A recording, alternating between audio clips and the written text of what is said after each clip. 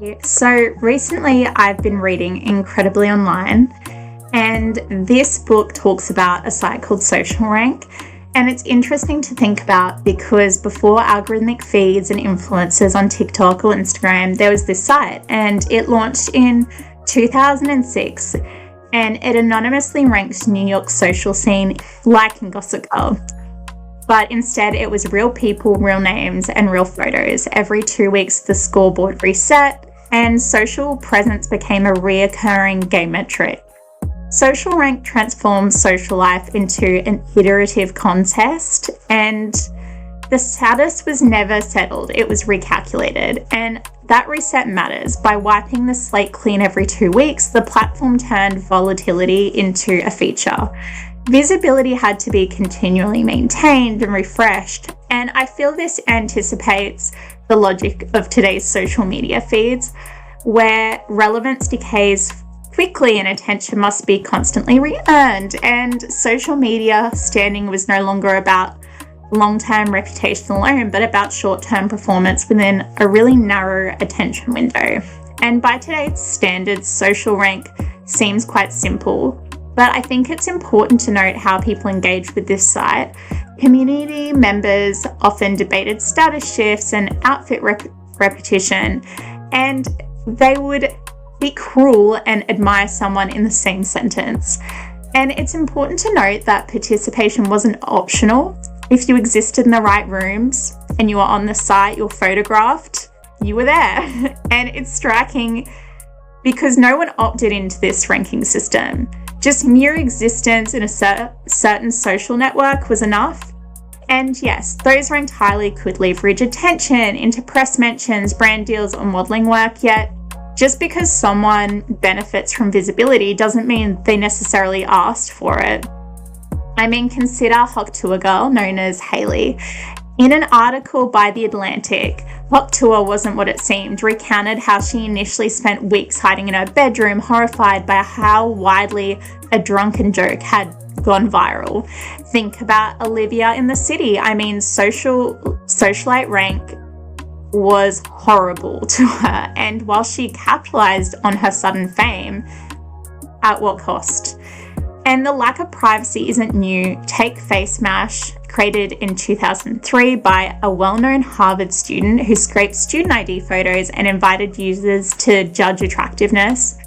And yes, this was non-consensual, invasive, really unethical, yet we need to realize that there's a lot of significance, and it really shows how we've reframed people as just data points, and attractiveness became a quantifiable metric, and participation became something that people didn't have to opt into. And what's notable about Face Mash is it's been retrospectively reframed. I mean, in an interview cited by Fortune, Mark Zuckerberg joked, this is what he said to his wife: "I'm going to get kicked out in 3 days, so I need to go on a date quickly," which is cute, but it totally raises the fact that people's privacy was violated in the first place. In the Facebook event, he's quoted saying, "You have one identity. The days of having different image for your work friends and for other people you know are probably coming to an end pretty quickly. Having two identities for yourself is an example of a lack of integrity."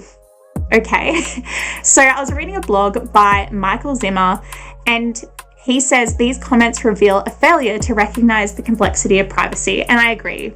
People should have the right to manage their identities online, especially since identity often shifts depending on context. For early bloggers, authenticity built trust, but authenticity, I don't think, requires total transparency. We don't need to show every part of ourselves, particularly when algorithms now rank us, sort us, and these platforms and the engines that run them are really not very transparent at all. We are pushed towards being authentic, but we have no means of evaluating the criteria that govern our reach. In the book, The Age of Surveillance Capitalism, it talks about the concept of surveillance capitalism. Platforms treat users' activity as free raw material to be extracted, analysed, and sold in a predictive market. participation is framed as an expression but operationalized as data production. Algorithms decide who is amplified, who's buried, whose content is monopolized, and whose worst moments become permanent artifacts. Metrics displays human context. Attention becomes a kind of currency with exchange rates users cannot see, audit, or negotiate. Social rank, I feel, or other sites like it, were the start of this.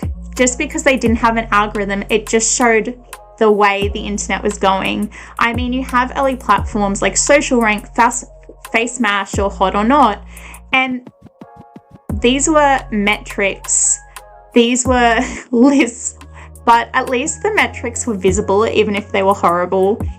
These systems now have internalized judgment, and today the same operations occur invisibly, where bloggers and commenters once published debated status. Machine learning models now operationalize engagement behind closed doors, optimizing for retention, ad revenue, and behavioral prediction. Ranking no longer appears as a contestable list, but as a feed you must adapt to, and users navigate environments optimized for clicks, surveillance, and micro-targeting without any meaningful insight into why some content travels faster and other content disappears. And the feedback loop still remains. Post, perform, adjust, but the rules are now hidden. And now we have viral moments, a stranger being filmed in public transit, a private argument uploaded without consent, a moment of vulnerability clipped, recirculated, and this is framed as entertainment.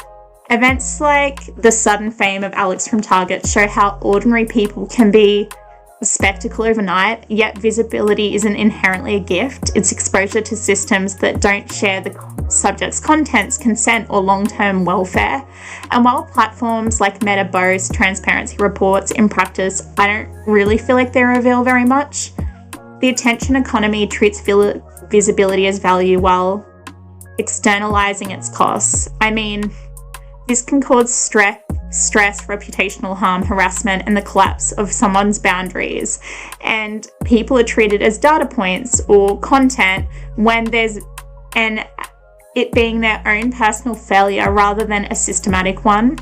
Early ranking platforms made this trade-off visible. They were still horrible, but today behind the scenes algorithms are there and most people don't understand them. Today's systems are opaque, black boxes, when users are still urged to be authentic, while the mechanisms of amplification remain secret. Openness just becomes a tool of control.